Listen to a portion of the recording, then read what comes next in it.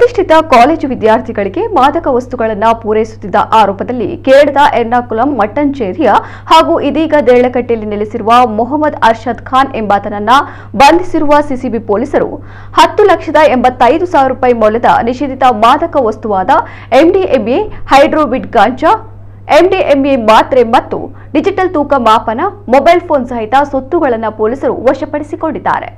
ಆರೋಪಿಯು ಎಂಡಿಎಂಎಯನ್ನ ಬೆಂಗಳೂರಿನಿಂದ ಖರೀದಿಸಿಕೊಂಡು ಮಂಗಳೂರು ನಗರದ ಪ್ರತಿಷ್ಠಿತ ಕಾಲೇಜು ವಿದ್ಯಾರ್ಥಿಗಳಿಗೆ ಪೂರೈಕೆ ಮಾಡುತ್ತಿರುವುದಾಗಿ ಪೊಲೀಸರು ತಿಳಿಸಿದ್ದಾರೆ. ಈ ಮಾದಕ ವಸ್ತು ಮಾರಾಟ ಸಾಗಾಟ ಜಾಲದಲ್ಲಿ ಇನ್ನೂ ಹಲವರು ಭಾಗಿಯಾಗಿದ್ದು ಆರೋಪಿಗಳ ಪತ್ತೆ ಕಾರ್ಯ ಮುಂದುವರೆದಿದೆ ಎಂದು ಮಂಗಳೂರು ನಗರ ಪೊಲೀಸ್ ಆಯುಕ್ತ ಸುಧೀರ್ ಕುಮಾರ್ ರೆಡ್ಡಿ ತಿಳಿಸಿದ್ದಾರೆ. ನಮ್ಮ ಮಂಗಳೂರು ನಗರದಲ್ಲಿ ಒಂದು 4 ಮೆಡಿಕಲ್ ಕಾಲೇಜುಗಳಲ್ಲಿದ್ದಂಥ ಎಲ್ಲ ಸ್ಟೂಡೆಂಟ್ಸ್ಗೆ ಕೂಡ ಡ್ರಗ್ ಸಪ್ಲೈ ಮಾಡ್ತಿದ್ದಂಥ ಒಬ್ಬ ಆರೋಪಿಯನ್ನು ಸಿಸಿಬಿ ಪೊಲೀಸರು ಇವತ್ತು ಅರೆಸ್ಟ್ ಮಾಡಿದ್ದಾರೆ.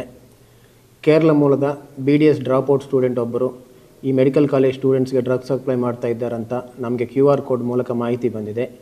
ಈ ಮಾಹಿತಿಯನ್ನು ಆಧರಿಸಿಕೊಂಡು ನಮ್ಮ ಸಿಸಿಬಿ ಅವರು ಪ್ಲಾನ್ ಮಾಡಿಕೊಂಡು ರೆಡ್ ಹ್ಯಾಂಡೆಡ್ ಆಗಿ ಅವ್ರನ್ನ ಅರೆಸ್ಟ್ ಮಾಡಿದ್ದಾರೆ. ಅರೆಸ್ಟ್ ಮಾಡಿದಾಗ ಇವರ ಹತ್ರ ಒಂದು 55 ಗ್ರಾಮ್ ಸುಮಾರು MDMA ಕೂಡ ಸಿಕ್ಕಿದೆ.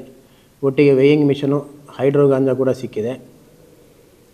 ಈ ಆರೋಪಿ ಈ ಎಲ್ಲ ಕಾಲೇಜುಗಳಲ್ಲಿ ಕೂಡ ಸುಮಾರು ಒಂದು 60 ಜನ students MBBS, physiotherapy, PG, nursing ಎಲ್ಲ ಮಾಡ್ತಿದ್ದಂಥವ್ರಿಗೆ ಕೂಡ ಡ್ರಗ್ ಸಪ್ಲೈ ಮಾಡ್ತಾ ಇರೋದು ಗೊತ್ತಾಗಿದೆ.